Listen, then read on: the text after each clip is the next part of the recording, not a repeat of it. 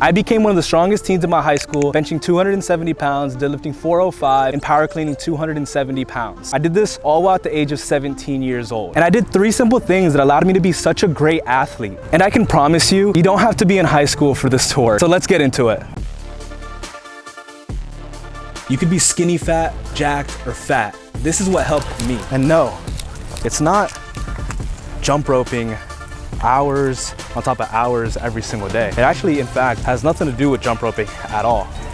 For the first thing, it's actually gonna sound really simple, but I guarantee you 99% of people really aren't doing this at all. What I did is I devoured content like Greg Doucette, Jeff Nippard, More Plates, More Dates. I would analyze what they say and take out the information that were specific to my goals and what I wanted to achieve. For example, when I was like 15 coming in to my freshman year, had no idea of really what weightlifting was. I never trained it, but I really wanted to get good at power cleans, and I was horrific at it. So training from freshman year to sophomore year, I would study literally Olympic weightlifters, mainly Chinese, and I would just watch hours on hours the videotapes of their form.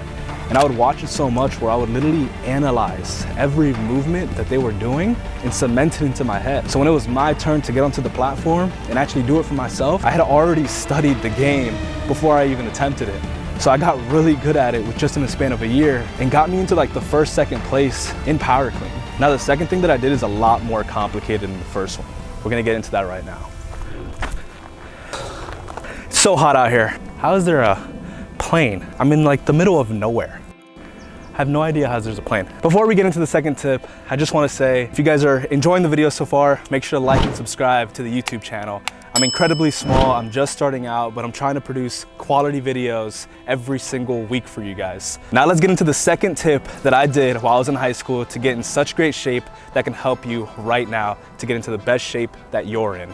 And also, don't forget to comment in whatever stage journey that you're in right now, put it down into the comments below. The second thing that I did is I set up non-negotiables with myself. I told myself that if I had to go on a run at 8 p.m. every single day, that's what I needed to do. Every single day, I told myself I needed to complete at least a 2-mile run, 200 push-ups, and suicides on the basketball court near my neighborhood. Running back and forth at least 13 laps. I didn't have a gym at this point, so I had to make use with the resources that I'm using. Kind of like I am right now with this park in the middle of nowhere. So set up non-negotiables with yourself. Tell yourself that whatever you want to accomplish, you need to do that specific thing at least once a day to progress you towards your goal. So for tip number 2, set up non-negotiables with yourself that you have to do. This is the last tip that I'm gonna be going over in this video. And to be honest, it might be something that a lot of you guys are gonna be struggling with because it's here on a day-to-day basis that you have to deal with. I know I dealt with it back in high school, and I know many of you are probably doing the exact same thing. This last tip that I want to go over is going to be the most challenging one that you're going to face. But if you overcome it, you're going to be miles ahead of the game. So to get into it, here it is. While I was in high school, I never compared myself and got sad over my peers around me that were miles ahead of me, who were much stronger than me. There was people in my high school benching 300 pounds, even 400 pounds for some of them. Some people even went to the NFL. These kids were miles ahead of me.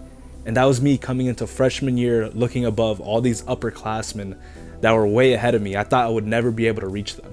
But using tip number 2, I analyzed what was going on and what was happening. I didn't allow myself to get sad over these advantages that all these other people had that I didn't. What I decided to do is I looked at everybody around me and I gathered as much motivation that I could from it. If somebody was beating me on bench, I didn't say like, man, like this guy's so much stronger than me, I can't do this, I'm just give up now.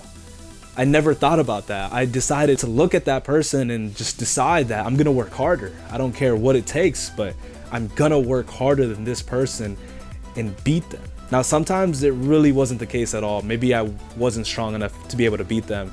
But the point is to be motivated by your peers around you and not become sad off it. And this happens everywhere in life. It doesn't just happen in high school. I believe that's where it starts, but it doesn't end there. You carry that into college, you carry that into your career, you carry that into anything that you're doing.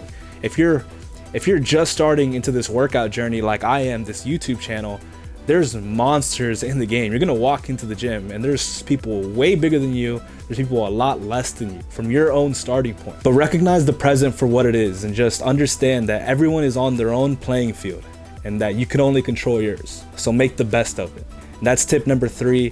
Guys, thank you for watching the video. If you made it this far, comment down below. Check the description. I have a completely free work plan for you guys. So make sure to like and subscribe. I'm out for this week's video. See you guys.